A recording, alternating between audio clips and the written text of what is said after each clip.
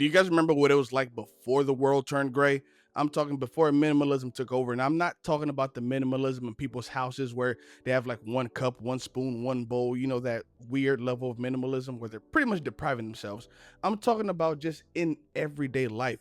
The world used to be a lot more colorful. And I think the best example of this is when you look at fast food chains. McDonald's, Burger King, all these places used to be extra colorful. Their buildings used to be unique. When you saw the golden arches, you knew that was McDonald's. But now everywhere has this exact same profile, this exact same look: gray, black, red bricks, real standard building. And I get it from like an economical standpoint. Let's say a McDonald's closed down and you see the golden arches. It's gonna be hard to put another business in that building. If I'm a business owner, I'm not gonna put my business in the old McDonald's. Like, it clearly looks like McDonald's. I want my own vision. I want my own identity. And I get that. But I feel like America at least has lost its soul, and I feel like we need to work better to get that back. If you're new here, my name is Iman. The name of this channel is Emancipation. The thing is, I want to emancipate you guys from mental slavery. Help you live a life of freedom, fun, and adventure. New podcast episodes dropping every Sunday with reaction content in the middle of the week. And let's get into the podcast. I do take notes because I have ADHD and I can't really remember much. So let's go. I think back to being a child, back in like 2001. That's not just a date for me. That is a moment in time. Bright, neon colored everything. If you look at places like San Francisco, New York, Los Angeles, Miami, you see all this color. Everything is bright, and people seemed a lot more happy. People seemed a lot more content because there's a such thing called color science. The colors that are around you literally affect your mood. That's actually why fast food chains have very specific colors, because they invoke you to be hungry. And a lot of these companies use the exact same colors because it invokes you to want to spend more money. And color science is a real thing, and it affects mood. It affects the way you treat people, the way you go about your day-to-day life. And if you look at the world now, like I mentioned before, it's all gray, and things just used to be so different. I want you guys to remember Christmas in the early 2000s. It was colorful, it was bright. You had those interesting looking light bulbs. I don't know what they're called, but I'm gonna post pictures of it here. Remember what the grocery store, not the grocery stores, but places like Target, Kmart, Walmart, Toys R Us, what they looked like during Christmas time. It was a very particular look. You know exactly what I'm talking about without even having to see it. You can picture it. People were living this great experience, and you didn't have to be rich to experience it. Retail workers, bartenders, servers, people, just average everyday people having fun, enjoying the moment, feeling the magic. I feel like we've lost the magic. I feel like America has lost its soul. It's lost its magic. It's lost what has made it special. This is supposed to be the land of the free, but we are caged up. Like schools, businesses, everything is built like a prison. You look at a Starbucks and then just increase it in size and shape and everything like that. It's just a prison. It's all brick and metal. That's what everything is built like. But back then it wasn't like that. Not only was the world more colorful and cool and people were so happy, you can work like a minimum wage job, put in enough hours, maybe a little bit of overtime, pay your rent, have a car, have something saved over, and still feel like you're living a good life. You felt like a human being. But I feel like a lot of people nowadays have lost their humanity, not of any fault of their own, but because what we have allowed corporations to do to society. We went from being a free society to a social industrial complex, and then eventually it morphed into this financial industrial complex made to keep you trapped, scared, afraid, and overall makes you feel like you're not getting the most out of life. Most people feel like they're just living to pay bills and die, and that's not how life is supposed to be. It's supposed to be fun. You're supposed to enjoy this moment in time. You are a blip in the history of the world, and why would you spend that one little blip stressing out? Well, you normally wouldn't choose to, but this is the life that has been thrusted upon you. This is what's been forced on you, and I think it's time that we do our best to make a change. This might seem like a very weird segue, but hear me out. Everything changed with 9/11. After that, the cost of everything went up. everything. Flights went up because they need to add TSA. Baggage fees that didn't exist before start to exist now because they need to be able to afford extra security. Even in everyday life, people traded privacy for security and automation, and it just was supposed to be like minor changes. The bag fees on the plane were supposed to be temporary. It's always supposed to be temporary. We're just doing it for now. I promise it'll change, and it never changes. The thing is, we allow it to not change. We don't hold them accountable. We don't stop giving them our money. We buy in because it's like we feel like we have to experience certain things. And if we have to suffer a little bit to experience it, people are like, well, so be it. The financial system capitalized on people's anxieties. They made a bachelor's degree like a mandatory subscription to entry-level jobs that paid just slightly above minimum wage. They convinced you guys that if you weren't living in debt, that you were doing it wrong. You need to have a credit card. You have to buy a house. It's the best investment you could ever make. Not entirely true, at least not in today's age. Maybe back in the 40s, 50s, 60s, and 70s when this country was still being brought up.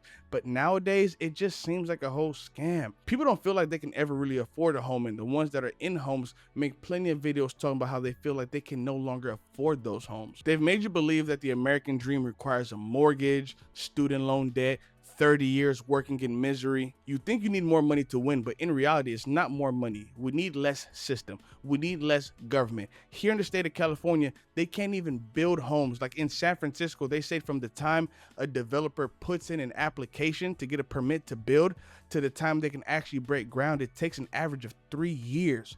Why would anybody even bother with that? The only people that can afford to do something like that are companies like BlackRock, private equity companies who have loads of money, and they're willing to wait the 3 years because at the end of the day, they're not in any rush. They're going to take this country slowly but surely, and they're doing it. From housing to retail stores to fast food joints, the private equity companies have taken everything. And we, the people in the system, are the ones left to deal with the carnage. We're the ones who feel like we can't afford housing. Housing is scarce. If you want to buy a house, some people to afford their homes are buying homes in rural areas. They're like an hour away from everything, even an hour away from their job. Some people commute 2 hours a day to go to work. Absolute hell. I have a thing where I'm not going to drive any more than 15 minutes to get to work. I'm sorry. I know that that may seem like a first world issue, or I'm spoiled, or I'm being too picky or entitled. I don't give a damn. I'm not driving any more than 15 minutes to get to work. If it's my dream job, I may drive 20 to 30, but that is no, not 30. I'm not even going to put myself in that. If it's my dream job, I'm willing to go 20 minutes. But I'm not gonna live any more than 15 minutes away from my job. I'm sure as hell not gonna buy a house an hour away from where I work just to say that I'm a homeowner. Because to me, if I have to sit in traffic, maybe you guys don't mind traffic. Some people don't mind driving. I think that you guys are serial killers, but I don't like driving a lot. Now, I probably should mention, I live in Southern California. The traffic here is tighter than Steve Urkel's clothes. So that's probably a reason why I don't like driving. An hour driving in Los Angeles and an hour driving in the Midwest is not the same hour. You can go an hour in Los Angeles and not go 10 miles. It's a real thing, I promise you. So that's probably one of the reasons I can't stand driving. I love motorcycles, but it's a little dangerous to ride motorcycles out here, so I don't really do it much anymore. But I will be buying one eventually. Trust and believe, I will be back on the bike. Do you want to know what the secret of emancipation is? Emancipating yourself from this system, the namesake of this channel. Subscribe, by the way. But the secret to emancipating yourself is not more money. It's not a promotion. It's radical and tactical minimalization. Now, I'm not saying to live as a minimalist. I like to use the phrase essentialist, and I know that's just another buzzword, and I can't stand buzzwords, but minimalism has taken a real bad rep because a lot of you guys look a little weird. I'm not going to lie to you. You don't have to wear the same clothes every day. Like, you don't need just one spoon, one fork, one bowl, one cup. You can do, some people have sporks. So now they have a spoon and a fork. So that's even one less utensil. These people they're weird. I'm not going to lie to you. I do not subscribe to that kind of lifestyle. I do believe in having nice things. I just don't want a lot of things.